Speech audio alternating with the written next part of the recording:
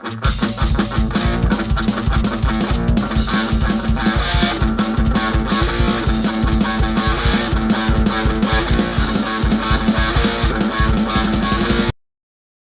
back to the channel's Super Academico and Blue Eye Patch. Let us keep the reading of my book Clueders, Meire Pop Beyond the Cloud, available on Amazon. In this part, we will keep the reading of the Chapter 6, a reminder of the future, games, books, and digital life. Don't forget to subscribe to both channels and like and share the video. Let's go! In this same park, we met some groups of young people practicing RPG games with cosplay. RPG is the acronym for role-playing game, that is, role-playing game in English, and cosplay is the union of the words costume play, or act in a costume.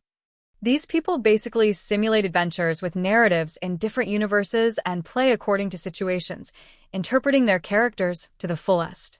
It was cool to watch medieval sword fights within wars and simulated battles within the imagination of that costume staff.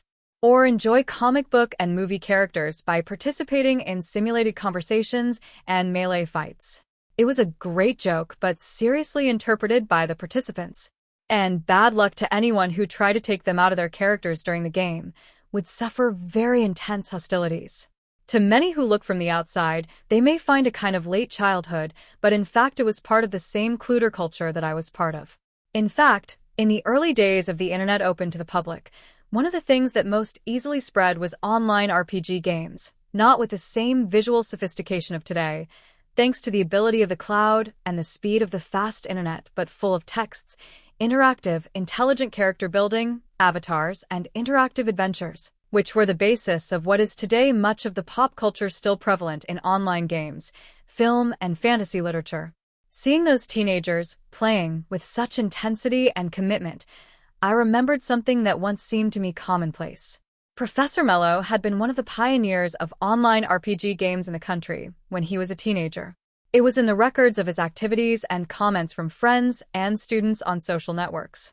Hence his double interest in literature and computer science. Note, damn. I had not thought about him for almost 2 full days, but it always seemed to come back, and it was all intertwined. Now we just needed to go to the mall. Leandro looked at his watch, and we decided to leave the park.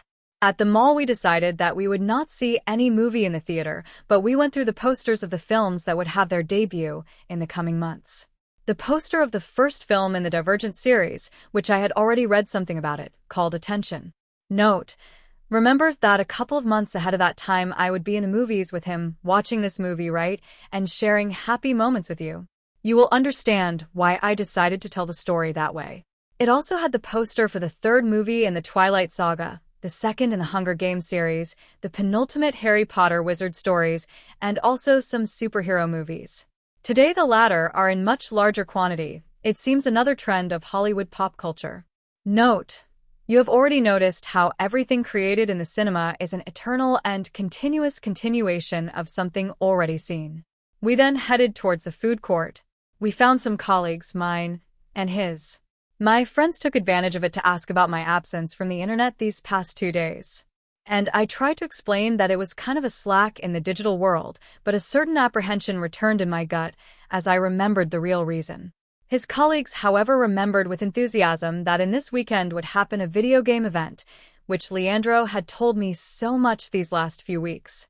He, with a childlike enthusiasm, stated shortly that he had already bought passports for the event and that we would be there. I smiled at his happiness with that and was pleased that he wanted to include me in something important in his life, even though it still seemed like a bit of a childish to me. Note, if you only know how I was wrong about being childish. At the end of those 2 days, I felt light and free again. I almost suggested that Leandro spend the night at home to go to that video game event the next day, Saturday, but I was afraid he would misunderstand me. We stayed in the living room, in front of the TV, and then he left. I slept quietly, and I hardly thought about the internet, the cloud, Professor Mello, or any situation. But I knew that everything was still there. The next day, I woke up happily.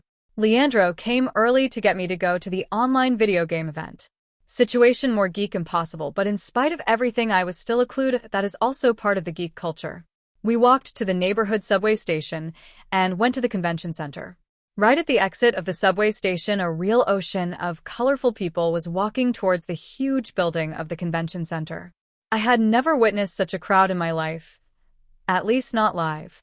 Great events and large crowds never appealed to me, but this was undoubtedly different. When it is said that nerds will inherit the planet, one must be thinking about this image that I see. Thousands of people of various ages walking, many of them dressed as many of the characters from the geek world, cinema, comics, games, and TV, so cheerful and in an orderly way to a true temple of our culture. I hope you have enjoyed this reading. Continuing to support the channels Super Academico and Blue Eye Patch. Subscribe, like, and share the video. Bye-bye.